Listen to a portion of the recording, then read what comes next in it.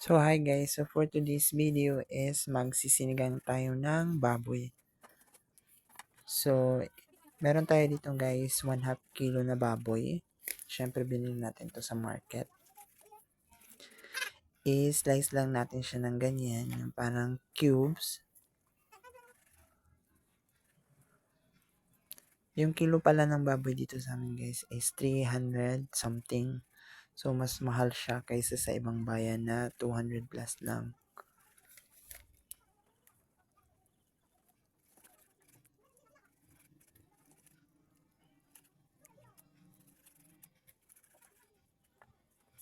So, ayan guys. So, pagkatapos natin mag-cut, hugasan lang natin yung baboy kasi, syempre, nilalangaw yan din yan sa mga market o supermarket. So, pagkatapos natin guys, hugasan. So, may nagpakul pala ako ng tubig guys. So, para yung purpose niya is mas madaling lumambot yung karne. Kasi pag direct, yung paglagay natin ng karne, matagal. Yung papakuluan mo pa siya, matagal talaga. So, mas maganda pag mainit na. So, takpan natin guys. So, ngayon naman is magkakat ako dito ng ingredients like ng kamatis. So, cut lang natin siya ng ganyan. Pagkatapos ng magbalot lang tayo ng luya.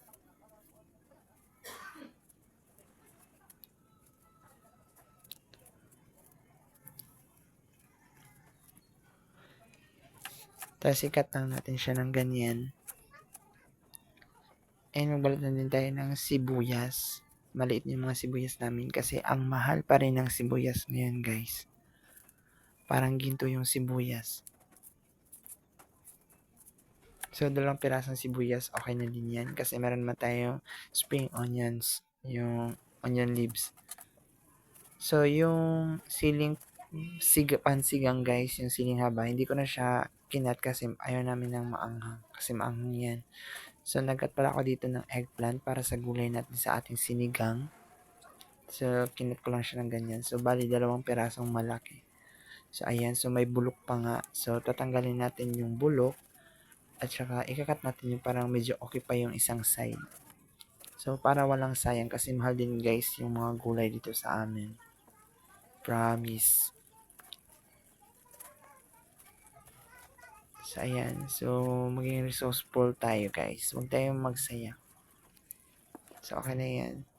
So, next naman na gulay is nilagyan ko lang siya guys ng tubig para hindi mangitim. So, next na gulay is okra. So, ikakat ko lang siya ng ganyan.